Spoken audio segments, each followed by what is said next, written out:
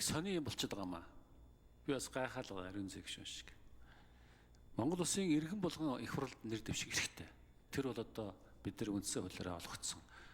Янз бүрийн шахалт шаардлагагүй, янз бүрийн критерийгүй шууд их хурлд нэр дэвших ёстой гэж би боддог. Гэхдээ улсын их хурлын гишүүнүүд чинь иргэх холбоотой ажиллаараа гэд арт түмэн сонгоод явуулдаг байхгүй. Чи иргэх холбоотой ажиллаж шүү, алга болчихвоо гэд. Та нар алга болцдог шүү гэж хэлдэг тийм ээ. Тийм учраас их хурлын гишүүнийг эргэж тайлангаа тавихыг нь хуулиар зөвлөрсөн байна. Одоо энэ хуулийг ингээ харах юм бол ерөөсөө нэг кино найруулагч нөхөр хийсэн киногаа би энэ арт түмэнд үзүүлэх гэсэн юм а гэд явах юм байл. Чөлөөтөө. Тэгэл одоо ерөөсөө сая ариун зэг гишүүн яриад байгаа тэр сонгуулийн 18 хоног ямар ч утгагүй болно. Нэг сарын нэгнээс бүх хүмүүс зэрэг одоо янз бүрийн хэлбэртэй тайлан уулзтууд хийж эхэлнэ. Тэгвэл ерөөсөө тэр сонгуулийнхаа 18 хоногийг байхгүй болгоод чөлөөтэй болгосон дээр юм биш шүү. Нэг сарын нэгнээс бүгднгийн. Тэр 18 хоног угаасаа удахгүй бүх хүмүүс тодорцсон, бүх хүмүүс тайлангаа хийсэн хууль нэг юм дүрсгсэн 18 хоног бий болно. Тэгэхээр эн чинь ерөөсөө ийм сони юм болох гээд байна. Тэгэхээр энэ дээр одоо нэг хариулт өгөөч. Хоёрдугаарт нь орон нутгийн сонгуулийн хуулиар бол орон нутгийн сонгуулийн чинь ингээд айхтар бацсан байж байгаа. Их хурлын сонгуулийг ингээд задгаа тавих юм бол энэ нөгөө тэгш байх зарчим чи яах юм бэ? Нэг нь айхтар хатуу зарчмаар явдаг, нөгөөх нь задгаа нэг сарын нэгнээс хойш одоо хүссэн хүн болгон өрсөлддөг энэ шиг рүү явах юм уу?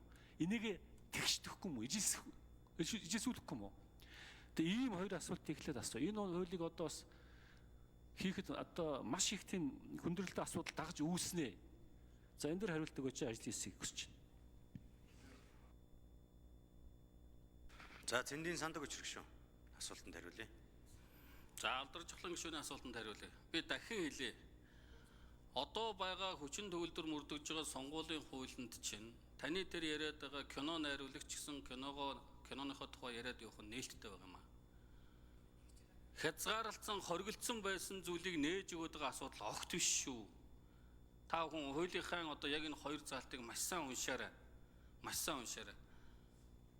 Хориотой байгаа зүйлийг нээж өгöd байгаа юм биш. Бүгд хурал уулзалт хийх асуудал нээлттэй. Сонгуулийн сурчлагын агснаас хойш уулзалт чинь бол намайг дэмжээрээ би дэвшин гэж ингэж явах юм. Нэг сарын нэгнээс нэр дэвшүүлэх ажлын хүртэлх хугацаанд бол огт хинэн ч байсан би нэр дэвшиж байгаа юм. Намайг дэмжээрэй гэж ярьж болохгүй. Тухайн асуудлаар ажлын тайлангаа бүх асуудлаа хурал уулзалт тодорхой сэдвээр ингээ яриад явах одоо асуудал чинь одоо мөрдөгдөж байгаа хуулийн дээр чинь хүчин төгөлдөр байгаа шүү. Тийм учраас энэ хуулийн чинь дагуу энэ хуулийн агуулгыг ойлгосон улсууд өнгөрсөн 24 оны сонгуулийн жил эхлснээс хойш 1 сарын 1-ээс хойш орон нутгаар бүхэлдэн тойроод явцсан шүү дээ. Энэ чинь өөрөө одоо мөрдөгдөж байгаа хуулинд нээлттэй байгаа байхгүй юу? Хаалттай байсан юмыг одоо энэ нэмэлт өөрчлөлтөөр нээж өгч гэнэ гэж ингэж ойлгуул энэ бол буруу ойлголт шүү дээ. Та бүхэн энийг сайн анзаарч өгөөрэй л гэж би хэлэх гэж байна. Орон нутгийн сонгуулийн хууль бол энэ үндсөлийн цэцгийн дүгнэлтэд ямар ч хамаагүй учраас тэр нь дараа нь яригнөз. Яг нь ер нь бол түрүүнд ариун зай гишүүнч асуужсэн. 2028 оны улсын хурлын сонгуул болохтой холбогдуулаад их хурлын сонгуулийнхаа тухай хуулийн тэртээ дөрөв гар хүрэх баха. Би хүрнэ бах гэж бодож байгаа. Тэгэхээр энэ бол өнөөдрийн хэлж байгаа асуудал бол цэцгийн дүгнэлтийг та бид чинь өөрсдөө бүрэн одоо зүйл залтаар нь дөрвөн үндслээр нь хүлээгээд авсан байхгүй. Нэрээ бид нар чинь давуу байдал олгосон ийм хууль баталсан байсан юм байна гэдээ өөрсдөө 100% хүлээгээд авцсан.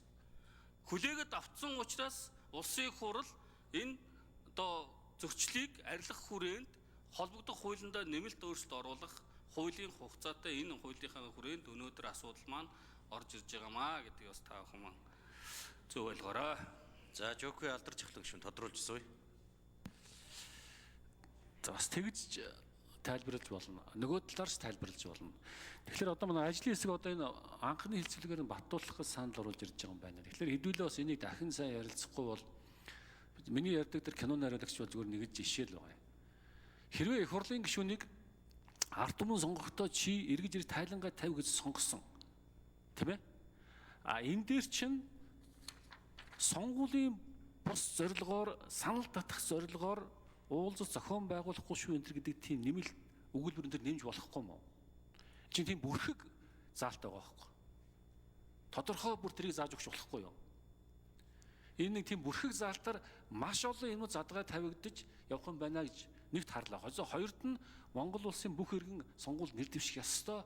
Гэхдээ бүгдээрээ нэг ижил гараанаас гардаг байх ёстой гэсэн зарчмыгаа барих ёстой болов уу бодож байна. Хэрвээ энэ дахиад хэлэхэд энэ асуудал батлагдах юм бол